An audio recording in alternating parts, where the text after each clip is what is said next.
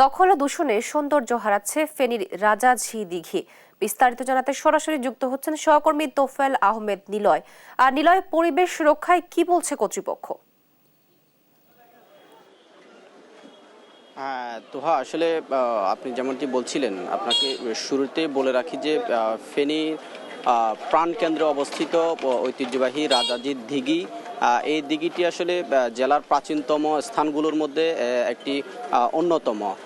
এই দিঘিকে ঘিরে আসলে পুরো ফেনী শহরের চতুর্পাশ বিস্তৃত হয়েছিল।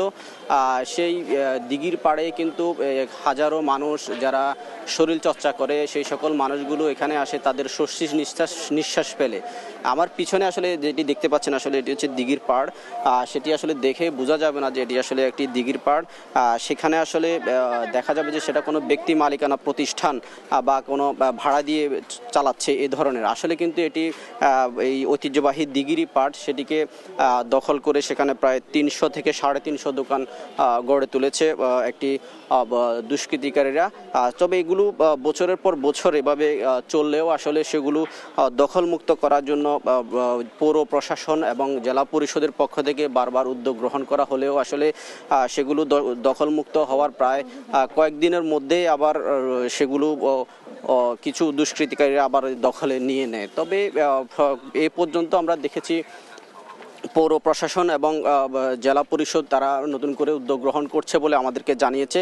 খুব সহসায় এই দিঘির পাটগুলো আসলে সংস্কার করবে এবং মানুষের যে চলাফেরার যে স্থান, সেটি কিন্তু মানুষের যে স্বস্তির নিঃশ্বাস ফেলার জায়গা, সেটি কিন্তু তারা ফিরিয়ে আনবে বলে বলছে। তবে আপনাকে একটি বলে রাখি, শুধু এই দিঘির পাটকে ঘিরে চতুর্পাশে যে সড়কগুলো রয়েছে, আসলে সেই সড়কগুলোর একেবারে কিন্তু বেহাল দশা রয়েছে। সেগুলো দিয়ে আসলে মানুষের চলাফেরা একেবারেই কষ্টে, খুব দুর্ভোগ পোহাতে হয়। তবে এখানকার মানুষ যারা বলছে, তারা এই সড়কগুলো সংস্কার করার জন্য আসলে জোর দাবি জানাচ্ছেন এবং সেই সাথে রাত্রেবেলায় যে দিঘির পাড়ে মানুষ ঘুরতে আসা মানুষগুলো অনেক সময় চুরি চিন্তায় মাদক কারবারিদের হাতে হেনস্থ হয়, এমনও অভিযোগ কিন্তু আমরা শুনেছি। তবে এখানকার পৌর প্রশাসন এবং জেলা পরিষদের কাছে আসলে এখানকার মানুষের প্রত্যাশা, তারা এই দিঘির ঐতিহ্যবাহী দিঘিটি সংস্কার করেও অবৈধ স্থানগুলোকে উচ্ছেদ করে আসলে দিঘির যে ঐতিহ্য সেটি ফিরিয়ে আনবে, এমনটি কিন্তু তারা প্রত্যাশা করছে।